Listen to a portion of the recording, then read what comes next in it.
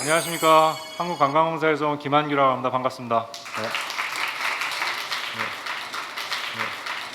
북한 관광의 변화와 한반도 관광의 미래라는 주제로 한 30분간 말씀을 드릴 건데요. 한 세 파트로 나눠서 진행을 하겠습니다. 북한 관광의 현황과 변화라는 게 첫 번째 파트로 말씀드릴 거고요. 두 번째 파트는 이제 남북 관광의 경과, 그리고 그 남북 관광을 둘러싼 최근의 변화가 어떤 게 있는지 말씀을 드릴 거고요. 세 번째로는 한반도 관광의 미래는 어떤 모습일까, 그거에 대해서 이제 간단히 말씀드리도록 하겠습니다. 네. 홍보 영상물을 하나 보고 시작을 할게요.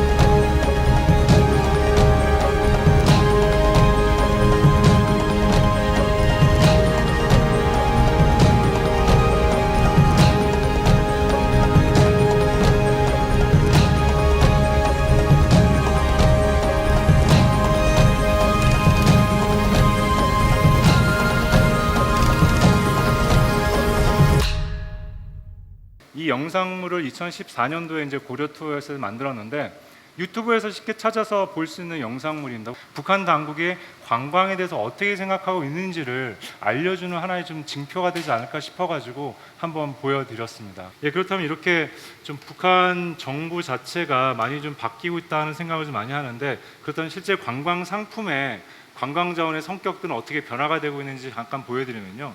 북한 관광 자원에서 핵심적인 관광 자원의 성격은 체제 선전입니다. 하지만 되게 흥미로운 점이 6번하고 8번을 좀 잘 보이시는지 모르겠는데, 6번하고 8번 관광 자원이 조금씩 비중이 높아지고 비중을 넓히고 있다는 게 좀 유의미하게 보셔야 될 것 같아요. 그러니까 6번 같은 게 이제 쇼핑 및 식도락 관광 자원이고요. 그리고 8번이 이제 위락 관광 자원인데, 이런 관광 자원들이 실제 북한 상품을 보면은 꽤 많이 들어가고 있어요. 이제 북한도 관광을 통해서 체제 선전만을 하려고 하는 게 아니라 외화 수입도 많이 벌어들이려고 한다는 가장 외래 관광의 기본에 대해서 충실하게 시작했다. 라고 보실 수 있을 것 같아요. 그래서 왼쪽 아래에 있는 게 문수 물놀이장이고 2013년도에 이제 개장을 했습니다. 이게 우리로 치면 워터파크죠. 그리고 그 오른쪽이 평양 대동강 수산물 시장이에요. 이게 작년도에 문재인 대통령이 가셔가지고 김정은 위원장 부부랑 만찬을 했던 장소였고요. 오른쪽 위쪽이 이제 여명거리가 2017년도에 조성이 됐고, 그 아래 미래과학자거리가 2015년도에 조성이 됐어요. 이게 이 도시 인프라 시설이 단순히 평양 시민들만을 위한 게 아니라 관광에도 그대로 활용되고 있거든요. 그렇기 때문에 외래관광 쪽에서도 큰 의미가 있다고 생각이 듭니다. 2012년도 보시면 23만 7천 명이 중국 관광객이 북한을 찾았어요. 2018년도에 120만 명의 중국 관광객이 북한을 찾았다고 해요. 그러면 이게 2012년도 23만 7천 명에서 한 6년 만에 5배가 뛴 거거든요. 이거는 세계 관광기구가 이제 UNWTO라는 기구인데, 거기에서도 이런 사례를 찾아보기 힘들 정도로 굉장히 급속하게 증가하고 있는 겁니다. 거기다가 최근에 언론 보도를 보면은 올해 시진핑 중국 국가주석이 평양을 6월달에 방문하지 않았습니까? 그 방문할 때 북한의 일종의 어떤 선물 합의로 올해 그러니까 500만 명의 중국 관광객을 북한에 송객을 하겠다라는 언론 보도가 나왔어요. 그 단동에서 신의주 들어가는 국제 열차가 자리가 없어가지고 한 달 전에 미리 예약을 해야 된다고 합니다. 중국 관광객이 북한 관광의 한 90% 차지하니까 북한 관광의 외래 관광객 규모는 앞으로도 굉장히 한동안은 굉장히 커지지 않을까, 이런 생각이 좀 듭니다. 외래 관광 규모가 이렇게 변화가 이루어지고 있는 그 요인들이 무엇일까? 물론 여러 가지를 꼽을 수 있을 것 같아요. 관광적인 측면에서 꼽을 수 있고 정치적인 요인도 꼽을 수 있는데, 사회적인 요인을 꼽는다면 북한의 어떤 사회 변화도 그 근저에는 깔려 있다라고 생각이 들어요. 그 사회 변화를 추동하는 한 중요한 요인은 당연히 뭐 많이들 아시겠지만 북한 경제의 시장화라고 할 수 있겠죠. 그 시장화가 그 사회 변화를 추동하고, 그 사회 변화가 다시 외래 관광을 대한 시각 자체를 바꾸고 있는 그런 움직임이라 볼 수 있으면 될 것 같고요. 발빠르게 움직이게 만들어주는 게 또 저 핸드폰이라고 생각이 드는데, 2017년 나오는 내용을 보면은 지금 현재 북한엔 600만 대 핸드폰이 있다고 합니다. 그런 핸드폰 퍼져나가고 있는 모습 자체가 북한 사회를 또 변화시키고 있는 한 요인이 될 것 같고요. 또 김정은 위원장이 들어오고 나서 소비재 산업에 대한 강조를 굉장히 많이 하고 있어요. 또 복지 차원에서 소비자가 많아지면 많아질수록 좀 뭐 사회 변화, 사회적으로 풍요로워지는 건 당연한 거니까, 그런 모든 사회 변화 움직임이 그 추동력이 돼가지고 외래 관광에 대해서 좀 더 유연한 대응을 하고 있는 게 아닌가, 그런 생각을 해볼 수 있을 것 같습니다. 북한은 모든 차량이 자율주행하는 세계 최초의 국가가 될 수도 있다. 유발 하랄이라는 역사학자가 호모데우스라는 책 한국어판 서문에 이런 표현을 썼어요. 이게 두 가지로 해석이 될 수 있을 것 같아요. 당연히 북한은 1인 독재국가니까 한 명이 결정을 내리면 그냥 다 할 수 있는 거죠. 북한 관광산업에 만약 IT가 접목이 된다, 그러면 북한 관광의 어떤 변화 자체도 더 빨라지지 않을까, 그런 생각을 한번 해볼 수 있을 것 같습니다. 다음으로는 이제 남북 관광에 대해서 조금 살펴보면은, 남북 관광은 다들 아시겠지만 그 시작은 금강산 관광이에요. 그 금강산 관광은 98년도에 시작해서 2008년도에 중단이 됐죠. 규모는 193만 5천 명하고 11만 1,000명이었고요. 북한 관광하면 물론 금강산과 개성이 핵심이긴 한데, 기존에도 2000년대에도 백두산 관광과 평양 관광도 있었습니다. 백두산 관광은 남북 정상간 합의까지 됐었고, 시범 관광 형태로 한 10몇 차례 정도 이루어졌었고, 2000년대 중반에 그게 실제 정기 관광화 되지는 못했어요. 그래서 그건 앞으로 우리가 풀어갈 숙제라고 생각이 들고요. 이제 금강산 관광은 저희 한국관광공사가 900억을 투자해가지고 같이 협력 사업자로서 같이 관광을 주도해 나갔었습니다. 그렇다면 이렇게 그 남북 관광이 지금은 11년간 중단되어 있지만 관광 재개에 대한 움직임도 물론 있고요. 그 관광 재개에 대해서 좀 여러 가지 변화 가능성도 제기되고 있는데, 그런 변화 중에 대표적인 것들이 보면은 우리 정부의 한반도 신경제 구상 정책이라고 볼 수 있을 것 같아요. 물론 남북 관광이 재개되는 여러 조건이 필요하죠. 물론 북핵 문제도 상당히 중요한 핵심 문제인데, 일단 그런 문제는 차치하고 남북 문제에만 집중해서 살펴본다면, 우리 정부가 그 발표했던 한반도 신경제 구상도 남북 관광이 재개되기 위한 하나의 기본 토대로 갖추어주고 있는 좋은 조건이라고 생각이 듭니다. 이미 다 아실 것 같긴 한데, 한반도 신경제 구상 H자로 구성되어 있지 않습니까? 그래서 그 서해안의 산업물류 교통벨트, 동계권의 에너지 자원벨트, DMZ 지역의 환경 관광벨트로 이렇게 구성되어 있어가지고 남북한을 하나의 시장으로 만들어 보겠다라는 구상이라 보면 될 것 같아요. 근데 남북한을 하나의 시장으로 구상이 된다면 당연히 관광 분야에서도 남북 관광을 쉽게 오고 가게 만들어주는 좋은 토대가 될 수 있을 것 같습니다. 작년도 이제 9월 평양 정상회담 때 남북 정상화 합의 내용을 보면은 그 관광 분야에 대한 내용도 상당히 많이 들어가 있어요. 그래서 대표적으로 이제 동해관광 공동특구를 조성하자는 그 합의문에 담겨 있었고요. 이게 보면은 이제 우리나라의 설악산, 북한의 원산, 금강산 지역을 하나의 공동특구를 개발해 나가자라는 내용이고요. 그리고 관광 산업에서 중요한 인프라가 핵심적인 인프라 중에 하나가 교통 인프라거든요. 철도와 그 도로 연결에 대해서도 일정 합의를 했다는 것 자체도 앞으로 좀 진전을 나가는 데서 좋은 토대가 될 것이라 생각이 합니다. 이 남북 관광에 대해 조금은 희망적으로 보려고 하는 그 근거 중에 하나가 북한의 어떤 정책 변화예요. 북한이 김정은 위원장 들어오고 나서 관광을 통한 경제개발 정책을 상당히 집중적으로 추진하고 있습니다. 북한은 그 김정은 위원장이 집권하고 나서 경제개발구 전략을 상당히 강도 높게 집행하고 그 중에 상당히 많은 경제개발구들이 관광을 테마로 해서 진행되고 있습니다. 여기서 보시면 아시겠지만 그 신평, 운성섬, 청수개발구 등이 관광을 테마로 한 관광개발구고요. 그리고 무봉 국제관광특구도 있고 원산, 금강산 관광지대도 당연히 관광을 토대로 한 경제 그 특구 지역이라고 보시면 될 것 같아요.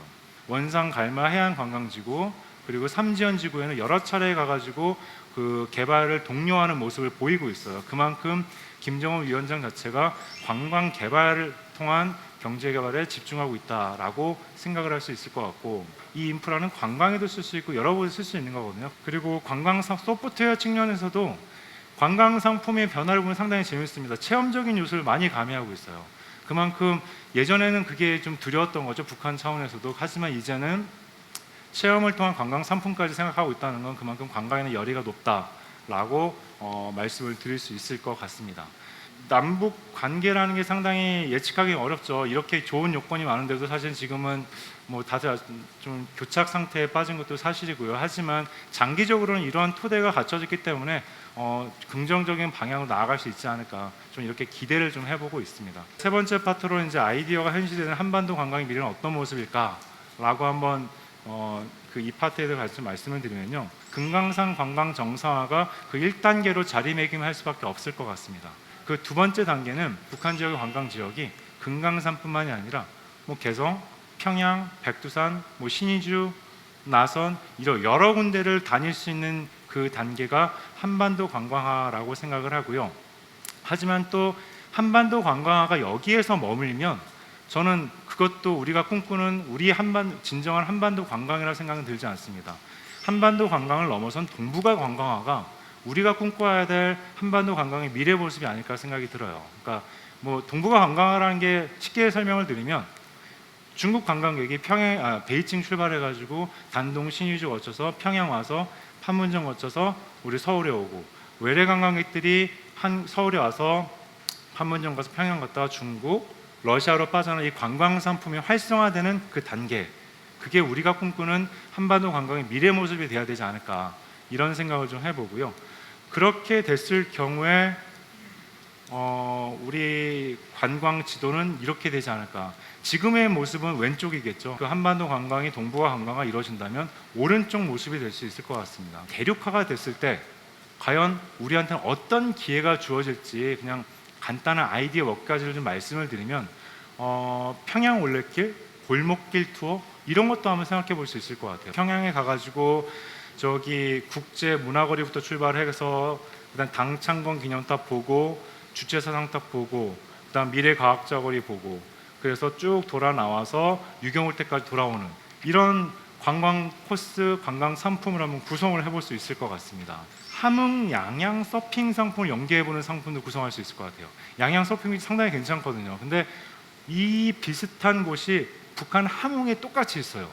함흥의 마전해수욕장이라고 있는데 거기에서는 서핑하기에 굉장히 천혜의 자연적인 요건을 갖췄다고 하더라고요. 서핑 스쿨 관광 상품도 나와 있어요. 함흥 양양을 연결하는 어떤 서핑 상품까지도 한번 생각해 볼 수 있지 않을까 그런 생각이 듭니다. 두 개의 스타트업이 모여서 새로운 아이디어를 만들면 어떨까라는 생각을 해보는데, 그러니까 북한의 개인 자본가들이 상당히 이제 폭넓게 포진하고 있고 그 자본을 투자할 수 있는 거고요. 거기다가 이 벤처 관광 기업이라든지 스타트업 기업에 할 때 가장 핵심 중에 하나가 요소 중에 IT지 않습니까? 그 IT를 활성화하는 북한 사회 모습도 많이 보이고 있어요. 대표적으로 싱가포르 기업인데, 싱가포르는 NGO인데 조선 익스체인지라는 그 NGO 단체가 평양에 가가지고 매년 창업 교육을 해주고 있어요.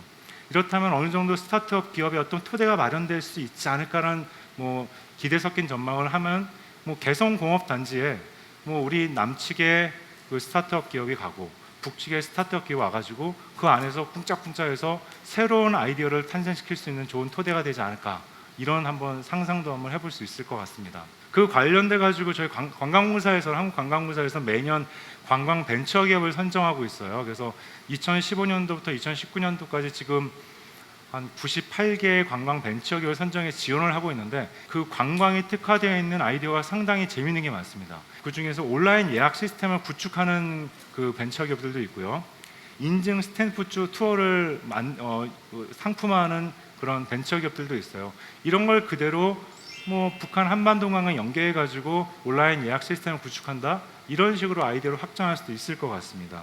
북한에도 아마 버려진 집들 꽤 많을 거예요, 곳곳에. 그거를 관광 숙박으로 바꾸는 그런 아이디어도 한번 생각해 볼 수 있을 것 같고, 근데 서울에서 쇼핑을 되게 많이 했어요. 그럼 짐이 되게 많잖아요. 이거를 그 평양까지 운송해주는 그런 서비스까지도 한번 생각해 볼 수 있지 않을까, 그런 생각도 해보고요. 이런 걸 평양 대동강에서 한복 입기 서비스 같은 거, 아니면 뭐 인력코 타고 평양 즐기기, 이렇게도 한번 간단하게 아이템 만들어 올 수 있지 않을까라는 생각을 해보고요.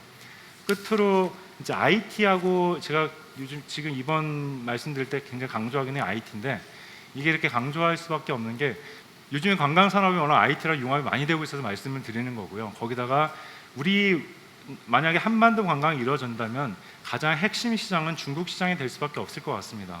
지금 우리나라 제1의 외래 관광 시장이 당연히 중국이고요.